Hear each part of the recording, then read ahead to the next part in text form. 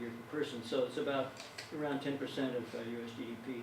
Do you know, just out of curiosity, do you know, say in 1950, what we spent as a percentage of our It GDP? was, I don't know back that far, but back 30 or 40 years, it's always been 6 to 8%.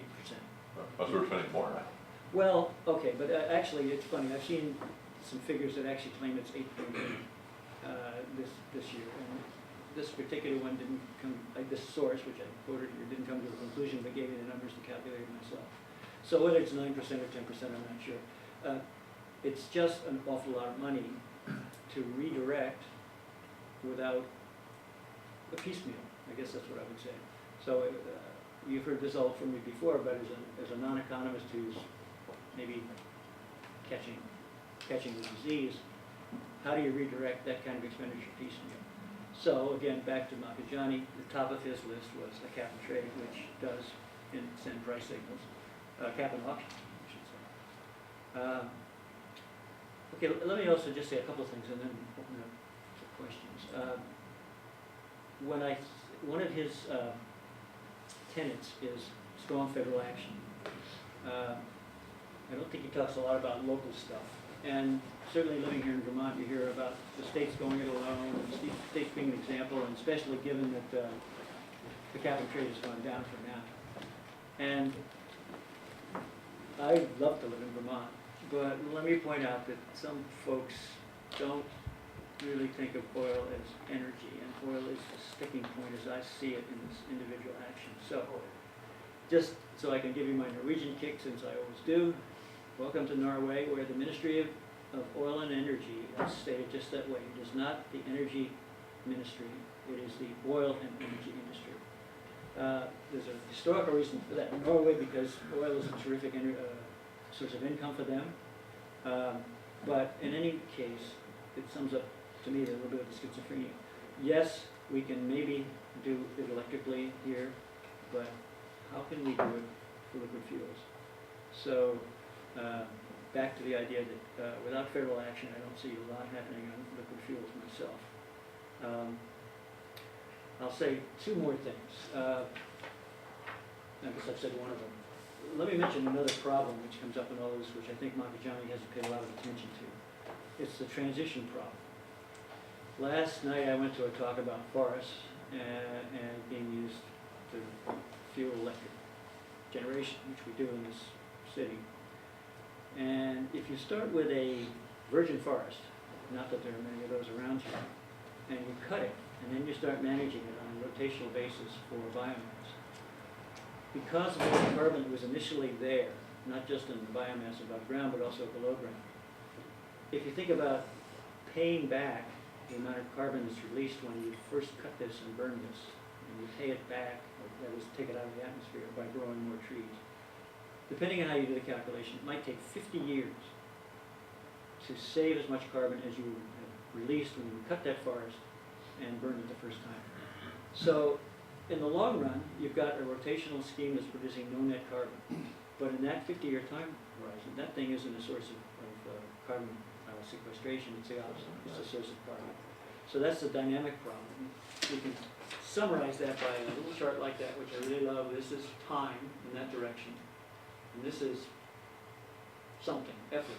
The red is what you're investing in terms of energy or carbon or whatever, which means carbon into the atmosphere, to build something, to build some new program, some new technology. The green is the benefit you get from it as you go on, which in the case of many of these is reduced carbon emissions. So this is more from the construction of the thing, and this is less from the operation of the thing. The question is, how long does it take before the area here equals the area here? Until you get out to that point, you have not paid back that mess you've made. And so your technology is a net carbon emitter. And even then, you're not going to be green. You're not going to be pulling more and more out. You're just going to be neutral. Well, it depends. If that's a one-shot thing, then you can rotate it. But it'll still be, you know. It'll jiggle. It'll jiggle. But if you average it over time, It'll be neutral. yeah. Right. If it's trees. Although there's some controversy about whether, even the way forests are operated now, they're really sustainable because nutrients are being taken out. But in any case, that's a standard problem. The economists have always dealt with it. That's benefit cost analysis. you spend money and you get benefits later. All of you that ever borrowed money for anything, you know how this works in terms of money, but that's there. And these transitions are kind of ironic because the faster you want to go, the bigger the problem can be. It doesn't mean not to do it, but it also means you might want to start ranking things according to their payback. And when you talk about paybacks, the thing that has the fastest payback is behavioral change. Hit that light switch. Okay, right? Okay. After that, which is the toughest one, supposedly. And then after that, the technologies that have different paybacks and so on. I don't think he's subjected things to that kind of analysis, but it's appropriate. The United States, though, it's funny. This is the history thing. When I got into this business in the 70s, we were using about 75 quads. Aren't we now? Per capita, aren't we the same No, as this we is were? total. Oh, okay. Total. 75 quads for the whole nation. And there were all these projections that went up to 175 quads, 225 quads.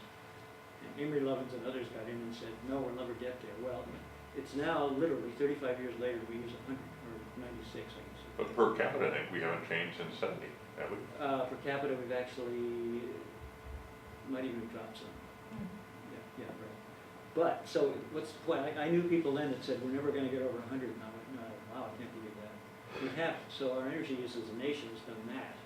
Although, when you look at Makajani's business as usual forecast, he talks about a 30% increase by 2050. So that this is energy, and those units are quads per year. And see, right now in 2005, which ones? I should check that, because that's not 100 quads now, it's only 75, which might be in use, I'm not sure. Anyway, notice the change, but this is not money, this is energy. So he's assuming constant increases in, In energy, yeah. well, it's because the big chunk is efficiency, but constant increases in the amount of work done generally. Yes, correct. So that's basically my presentation. If you say you didn't talk a lot about technology, I say, okay, you're right. But I probably can't. So now I'm wide open to questions.